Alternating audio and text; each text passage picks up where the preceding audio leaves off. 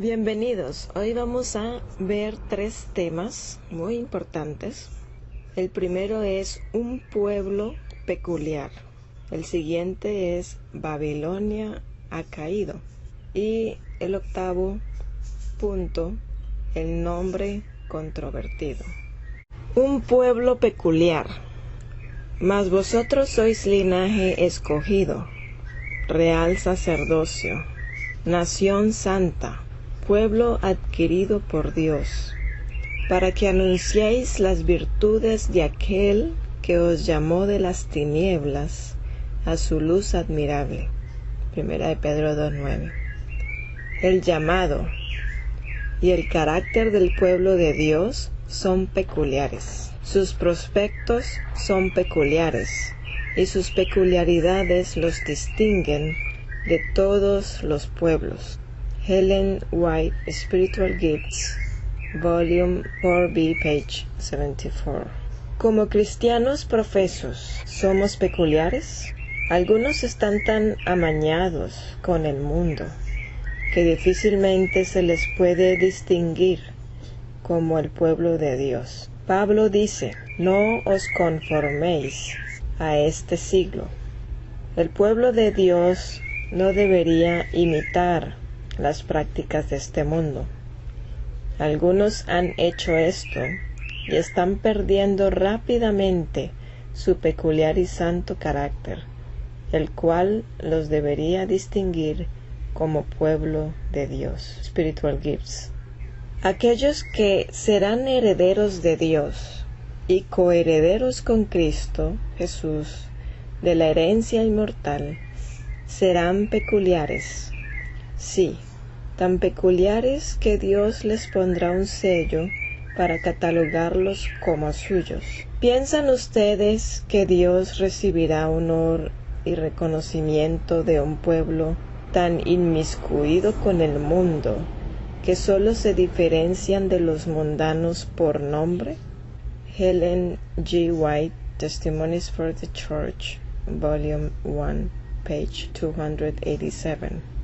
El Israel de Dios en estos últimos días está en peligro constante de mezclarse con el mundo y de perder todas las señales que los distinguen como pueblo escogido de Dios. Ellen G. White, Spiritual Gifts, Volume 4B, page 74.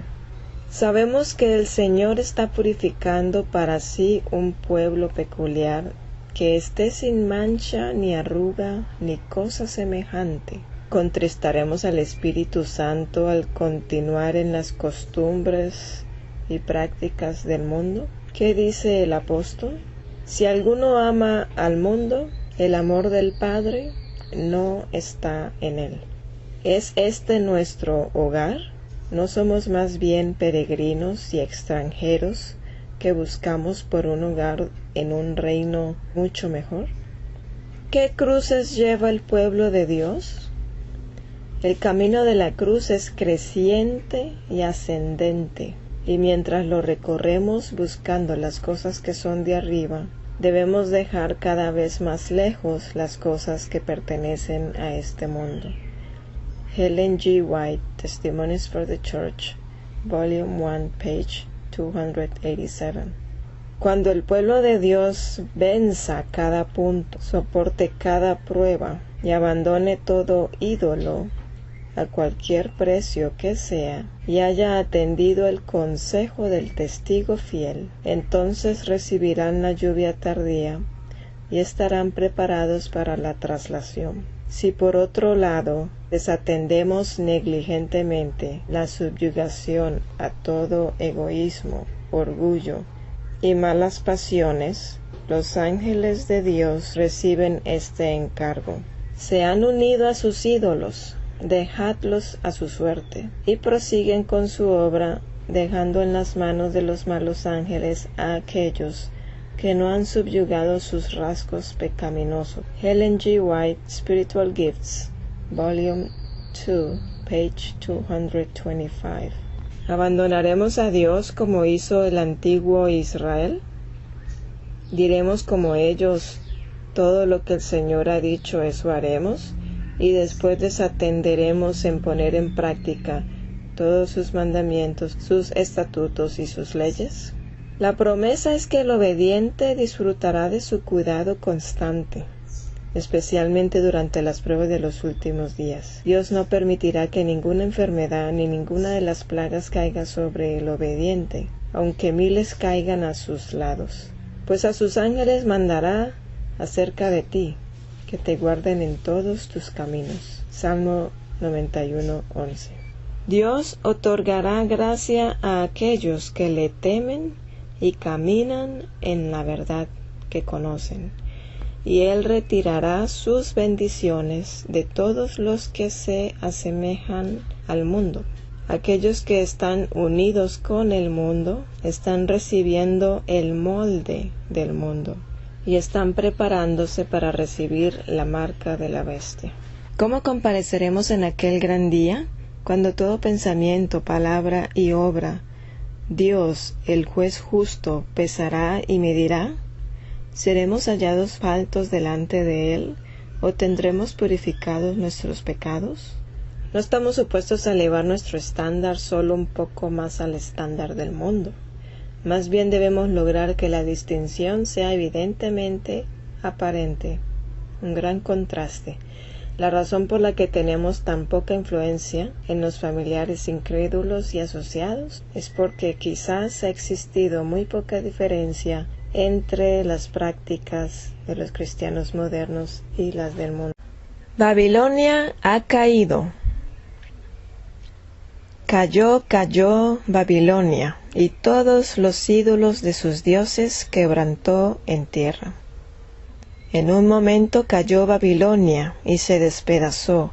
Gemid sobre ella, tomad bálsamo para su dolor, quizá sane.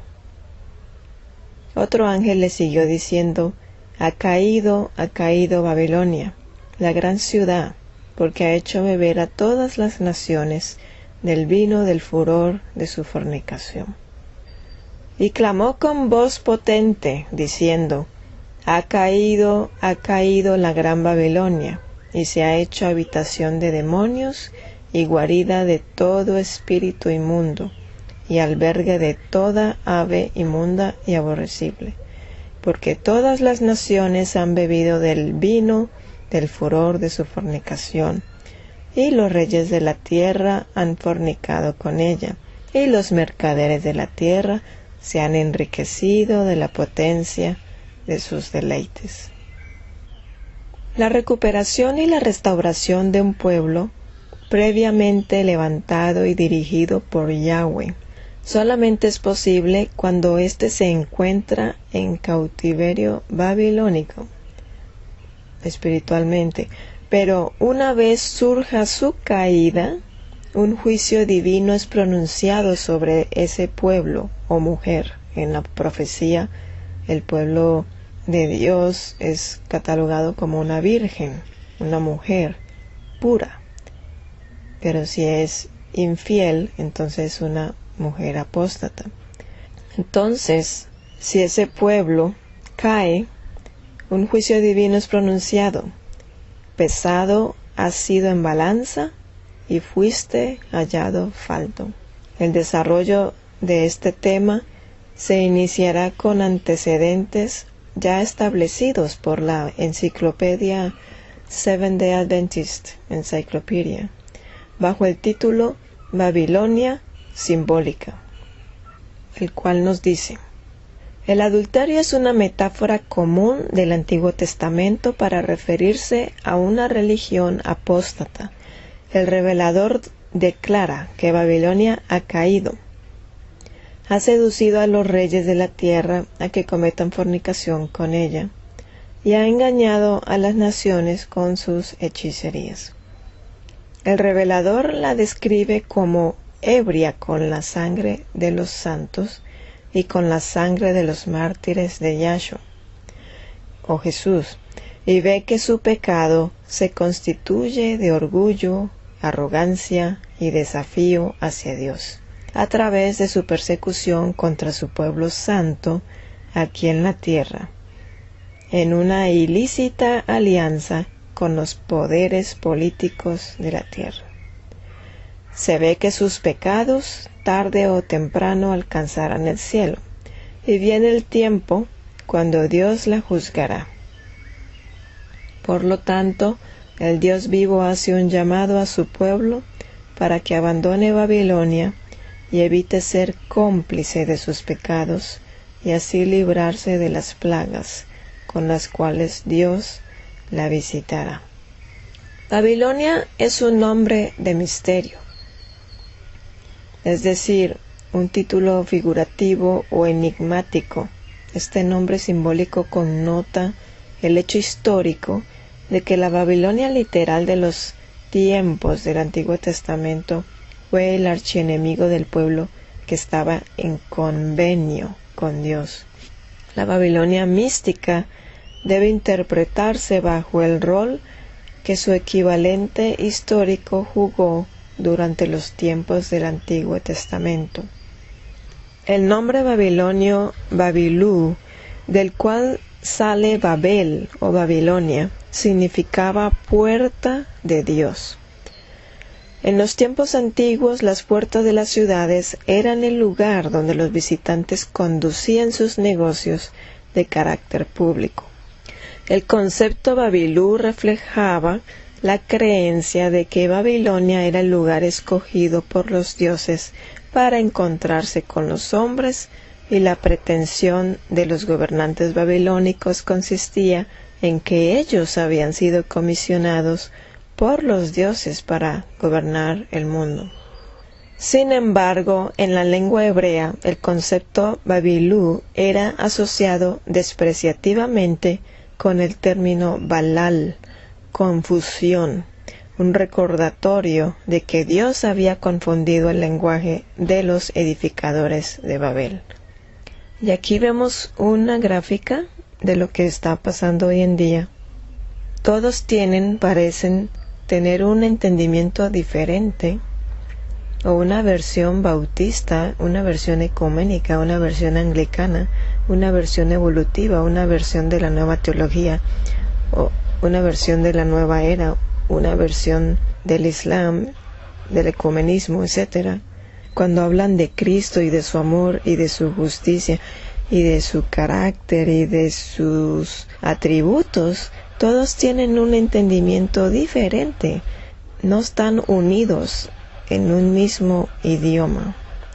No comparten una misma fe, no comparten un mismo entendimiento del Evangelio. Desde el tiempo de su fundación, Nimrod, Génesis 10, 9 al 10, 11, 1 al 9, Babilonia se caracterizó por su incredulidad hacia el verdadero Dios y por sus desafíos arrogantes contra su voluntad. Su torre fue un monumento de apostasía y una ciudadela de rebelión contra Yahweh. El profeta Isaías relaciona a Lucifer como rey de Babilonia, o como aquella cabeza que la gobierna e influye en ella.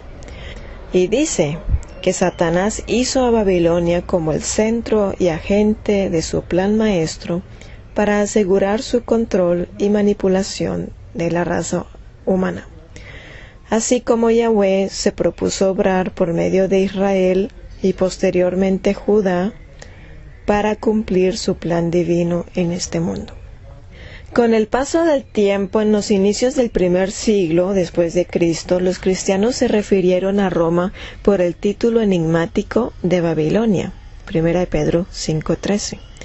Joaquín de Flore fue uno de los primeros en relacionar a la Iglesia romana con el término Babilonia. Esta identificación se explayó mucho entre los protestantes. Guillermo Miller identificó a la Babilonia mística como la Roma que estaba bajo la autoridad papal. Cuando las iglesias protestantes rechazaron el mensaje del pronto advenimiento de Cristo y del sábado en los 1800, los adventistas del séptimo día incluyeron a estas iglesias protestantes bajo el término de Babilonia, junto con la Roma papal, de acuerdo a los principios bíblicos establecidos. Por lo tanto, interpretaron la caída de Babilonia con el rechazo de estas iglesias al mensaje de salir de la apostasía. En 1851, James White escribió, o Jaime White, la mujer, la cual es la gran ciudad llamada Babilonia, simboliza a las iglesias apóstatas caídas. J. N. Andrews igualmente definió a Babilonia como todos los cuerpos religiosos corruptos que fraternizan con el mundo y dependen del poder civil, incluyendo al corrupto sistema judío, las iglesias papales y griegas que imitan a la iglesia romana en sus prácticas. Otra importante característica de Babilonia se describe en una publicación adventista titulada Our Firm Foundation, volumen 2, número 4, 1987, en la página 20 bajo el tema Babilonia caída, que nos dice: la premisa doctrinal de la fe babilónica es que la salvación puede asegurarse en los hombres y mujeres que no están limpios o libres del pecado. De esta creencia de Satanás provino la idolatría tan característica de las naciones paganas. En la misma página continúa diciendo: nunca podremos cumplir la voluntad de Dios al proclamar la caída de Babilonia mientras fraternizamos con las iglesias y las organizaciones religiosas que son parte de Babilonia, de esa condición espiritual. En la página 21 vale la pena citar: así como la caída de la Babilonia literal llegó finalmente a su eventual derrocamiento y obliteración, asimismo la caída de su sucesora espiritual la llevará a su destrucción. El trágico final del cristianismo espurio, junto con las demás religiones falsas, testifica de la pureza de fe que Dios requiere. Y aquí podemos ver la fuente de la que acabamos de traducir las anteriores declaraciones. Desde la rebelión babilónica de Satanás en el cielo hasta la tentativa de la Babilonia para reafirmar su propia imagen orgullosa y de autoexaltación, la intencionalidad o espíritu del usurpador siempre ha estado presente en cada tentativa sucesiva para suplantar al Altísimo. Por ejemplo, los descendientes de Cam y de Nimrod decidieron emprender la gran obra de asegurarse su propia salvación. Se ingeniaron construir una impresionante torre que los salvara del poder destructivo de cualquier otro diluvio o juicio divino que Yahweh pudiese traer más adelante. Y dijeron: vamos, edifiquémonos una ciudad y una torre cuya cúspide llegue al cielo, y hagámonos un nombre por si fuéremos esparcidos sobre la faz de la tierra. Antes de continuar, es importante recordar que esta presentación es para el pueblo adventista del séptimo día. Por lo tanto, los principios bíblicos han de aplicarse a la iglesia adventista para ver si alcanza el estándar de Cristo como su iglesia. ¿En qué consistía su temor? Por si fuéramos esparcidos. ¿Qué pasó finalmente? Así los esparció Yahweh desde allí sobre la faz de toda la tierra. ¿Pudieron salvarse a sí mismos? Por supuesto que no. La misma cosa que ellos temieron les sobrevino. Ellos pensaron hacerse una torre como representación de su reino que alcanzara los cielos y así convertirse en los supervisores del resto del mundo, por decirlo así. Eso es lo que reflejaba el nombre que ellos mismos habían elegido para su torre. Sin embargo, la interpretación divina es confusión y rechazo. La señora White dice: el capítulo 18 de Apocalipsis habla de Babilonia mística, caída de su elevado estado para convertirse en un poder perseguidor. aquellos que guardan los mandamientos de Dios y tienen la fe de Jesús, son el blanco de la ira de este poder. ¿Qué nos dicen nuestros padres espirituales adventistas del séptimo día en cuanto a las características que distinguen la condición Babilonia de la condición caída Babilonia o Babilonia caída?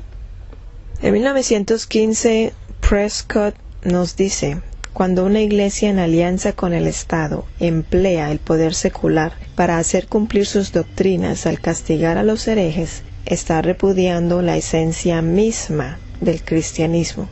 Alonso Jones nos dice: siempre que la iglesia forme cualquier conexión con cualquier estado o reino terrenal, en ese mismo acto rechaza a Dios. La Escuela Sabática Internacional de 1896 nos dice: siempre ha sido verdad que un cuerpo reincidente, es decir, que vuelve hacia atrás, una vez que se ha vuelto de la palabra de Dios a la de los hombres, del poder de Dios al del Estado, nunca pudo reformarse por sí solo. El mensaje de Dios siempre ha consistido en llamar a salir de la iglesia caída a aquellos que hacen su voluntad y predican su evangelio. G. I. Butler, 1891, dice: ninguna iglesia, excepto una iglesia caída, recurrirá al poder civil para imponer tradiciones o políticas sobre los observadores de la palabra de Dios. El Estudio Sabático Internacional de febrero 1896 nos dice: cuando la iglesia primitiva se alejó de Dios, al imbuirse en errores paganos, se convirtió en Babilonia. Cuando ésta se unió con el Estado, ésta cayó y como organización había dejado de ser el cuerpo de Cristo. Manuscritos Liberados, Elena de White, nos dice: cuando ellos, refiriéndose a los líderes religiosos judíos, dijeron: no tenemos más rey que César, estos se expulsaron a sí mismos como pueblo. Los últimos días, página 59, en el libro en inglés, nos dice: la historia registra que el pueblo judío apostató de su esposo legítimo, y en ese estado se encontraba cautivo por Babilonia, y se encontraba una condición espiritual llamada Babilonia. Pero una vez había elegido a César como su protector ilegítimo en lugar de Cristo, este pueblo se había convertido en Babilonia caída. Y después de habérsele extendido un breve tiempo de misericordia, fue hallado falto y sin remedio. Lo mismo sucederá con cualquier iglesia profesa. Entonces, como podemos ver, los pasos progresivos pueden listarse de la siguiente manera. Primero, apostasía, que es cuando nos apartamos de la verdad bíblica para aceptar la fe del credo. Segundo, una unión profana con un poder civil. Tercero, el ejercicio del poder civil siendo manipulado por esta iglesia para perseguir y penalizar. Y cuarto, el cierre de su gracia y el pronunciamiento de su juicio como pueblo colectivo. La consumación de esa historia es sumamente inminente. El llamado a salir de ella está sonando por toda la tierra para aquellas ovejas atentas al mensaje de los mensajeros, de su amado Maestro. La tragedia del pecado se termina cuando las consecuencias de las operaciones de Babilonia sean aniquiladas por completo en el triunfo de la obra de Cristo. Salid de ella, pueblo mío, es el mensaje para ti, amado oyente. No hay más. El nombre controvertido. Bienaventurados seréis cuando los hombres os aborrezcan y cuando os aparten de su compañía y os vituperen y desechen vuestro nombre como malo, por causa del Hijo del Hombre. Y llamándolos les intimaron que en ninguna manera hablasen ni enseñasen en el nombre de Yahshua. ¿No os mandamos estrictamente que no enseñaseis en ese nombre? Les intimaron que no hablasen en el nombre de Yahshua y los pusieron en libertad. Y ellos salieron de la presencia del concilio, gozosos de haber sido tenidos por dignos de padecer afrenta por causa de su nombre. Yo les mostraré cuánto es necesario padecer por mi nombre. Hombres que han arriesgado su vida por el nombre de nuestro Señor Yahshua el Cristo. Y seréis aborrecidos de todos por causa de mi nombre.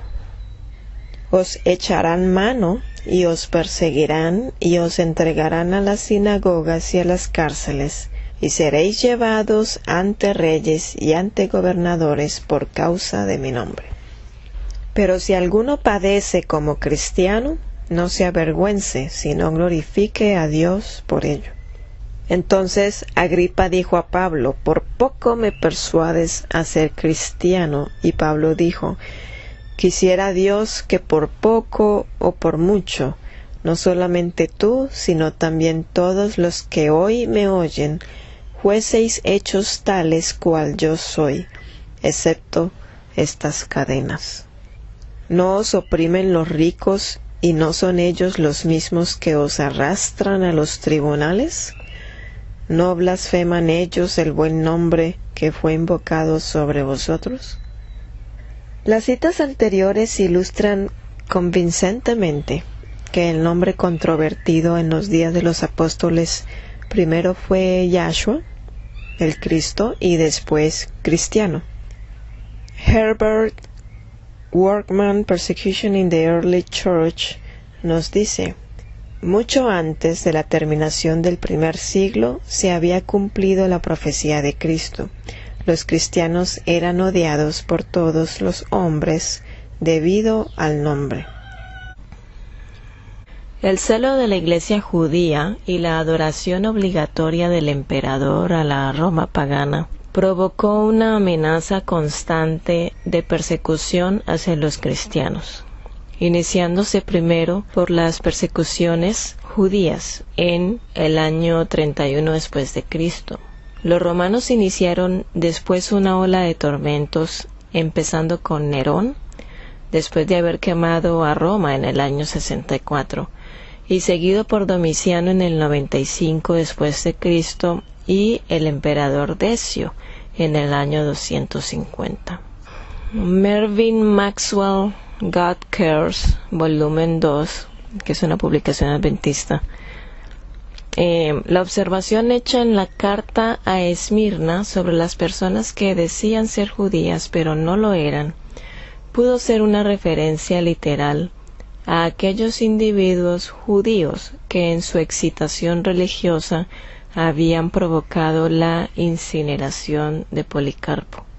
El notable periodo de persecución de 10 años, desde el 303 hasta el 313 después de Cristo, ocurrió durante el gobierno del emperador Diocleciano. Para el tiempo de su reinado ya se había establecido como política de los emperadores romanos el considerar al cristianismo en sí como un crimen por el celo fanático de otros.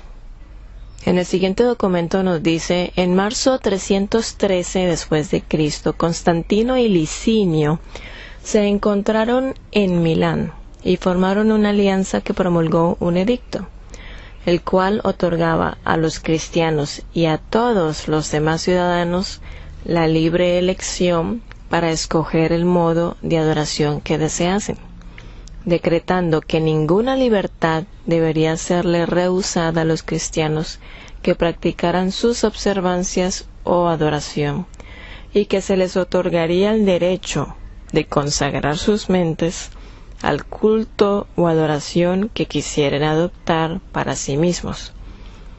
Esta libertad les fue absolutamente otorgada. El privilegio también fue otorgado a otros que buscaban esa adoración y religión deseada, para que cada uno pudiera tener el privilegio de escoger y adorar la divinidad que quisiesen. Este edicto puso al Imperio Romano exactamente bajo la misma posición que tomó el gobierno de los Estados Unidos con respecto a sus organizaciones y su constitución. es decir, en cuanto a sus principios de otorgar libertad religiosa. Sin embargo, los dirigentes de la Iglesia apóstata estaban ansiosos por asegurarse una garantía para sí mismos por medio de ese gobierno, pues había otra porción del mismo edicto de la cual se aprovecharon e hicieron que funcionase a su favor para oficializar una unión de Iglesia y Estado, y así poder garantizar el uso del gobierno imperial como un tipo de respaldo soberano para sí mismos.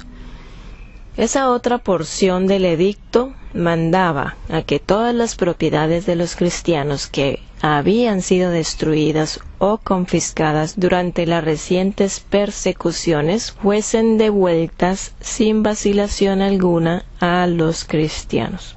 La restitución comenzó de acuerdo al edicto, pero la Iglesia Católica apóstata pronunció y trajo a la atención el asunto de que solamente aquellos que estaban en comunión con ella eran los cristianos reales, y por lo tanto insistió que solo esas personas o individuos estaban autorizados a poseer las propiedades restauradas. Así fue como la Iglesia Católica Apostólica forzó una interpretación civil del término cristiano y aseguró una decisión gubernamental a favor de su membresía, aquellos que eran considerados legalmente cristianos o legítimos cristianos. Una vez se oficializó esta interpretación de los líderes de la Iglesia en el edicto de Constantino, fue que se comenzó a utilizar el término cristiano solamente para referirse a aquellos miembros creyentes y fieles de la Iglesia Católica. Fue así como se redactó el Edicto de Milán de marzo 313. En el mismo documento nos dice: al haberse decidido que solamente aquellos de la Iglesia Católica eran los cristianos, el asunto fue llevado al siguiente paso. ¿Cómo saber en verdad quiénes conformaban la Iglesia Católica? Una división de la Iglesia en África, que no estaba en comunión con el obispo de Roma, reclamó igualmente ser la Iglesia Católica. Esto también demandó una decisión por parte del emperador. En el mismo mes, cuando se había comunicado el edicto original de Milán, Constantino le mandó al procónsul de la provincia donde había surgido el problema en África un edicto en el cual especificaba que donde Caeciliano presidía era donde la Iglesia Católica residía. Caeciliano era el obispo principal de esa provincia de África que estaba en comunión con el obispo de Roma. El resultado de esto fue, por supuesto, hacer de la Iglesia de Roma el estándar de la nueva religión oficial imperial.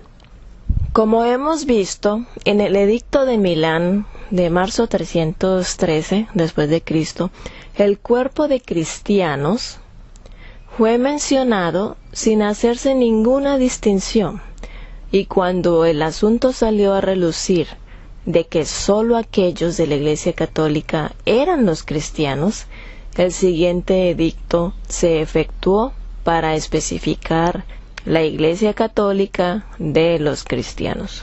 Después de eso, en el verano del año 314, en una epístola que hace un llamado a un segundo concilio, el emperador se refiere a la doctrina de la Iglesia Católica como la encarnación de nuestra más santa y legítima religión.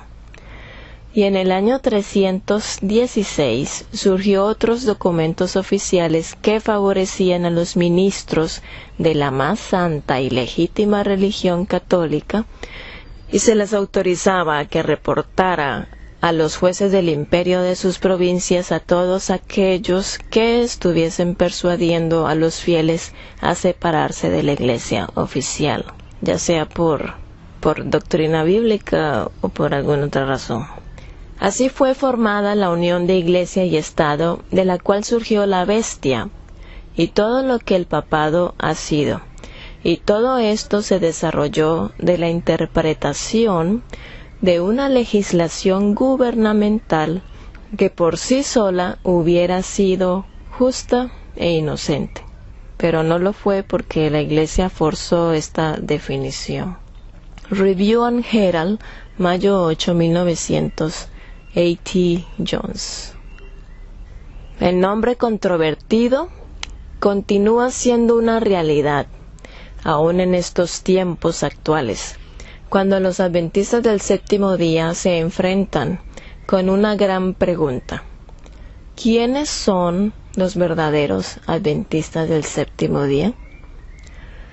La historia se repite nuevamente para la Iglesia de Cristo, y lo descrito por Tertuliano en el siglo II se repetirá nuevamente en los últimos días en relación con el nombre controvertido adventista del séptimo día. Tertuliano dijo: ¿a solo el cristiano no ha de ser lícito abrir la boca para purgar su causa, buscar ajena industria para defender la verdad, hablar por sí para que no sea injusto el juez, condenando al que no se defendió?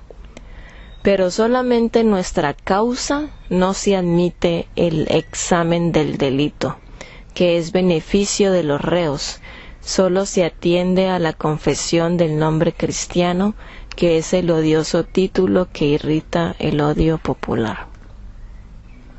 Adventista del séptimo día registrado. En 1981, la Corporación de la Conferencia General de Adventistas del Séptimo Día siguió el mismo patrón de los líderes de la Iglesia Católica de la época con respecto a recurrir al gobierno de los Estados Unidos y permitir su entremetimiento civil en asuntos religiosos. Al manipular un edicto de ley de Estados Unidos, la Ley Lanham de 1945, que había sido redactada por el Congreso con buenos propósitos comerciales. ¿Para qué? Para registrar y proteger el nombre adventista del séptimo día de todo uso ilegal de aquellos que no están directamente asociados con la Conferencia General de Adventistas del Séptimo Día. Aunque los verdaderos adventistas del séptimo día, en espíritu y en verdad, serán considerados como culpables de maietas, que es un término latino que significa provocador de conflictos civiles. Entonces, los verdaderos adventistas del séptimo día, en espíritu y en verdad, serán considerados como culpables de maietas, al violar la ley papal de marca comercial. Yahshua dirá de ellos: retienes mi nombre y no has negado mi fe. Aquí hay una pequeña fotocopia de la marca registrada que se efectuó en 1980 y que en 1981 se oficializó y se comenzó a hacer este tipo de persecuciones en 1980.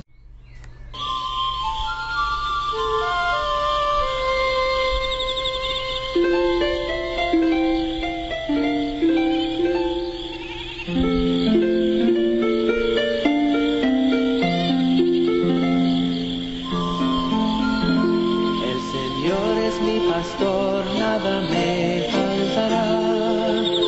En lugares de delicados pastos me hará descansar junto a aguas de reposo, me pastoreará, confortará mi alma, me guiará por sendas de justicia.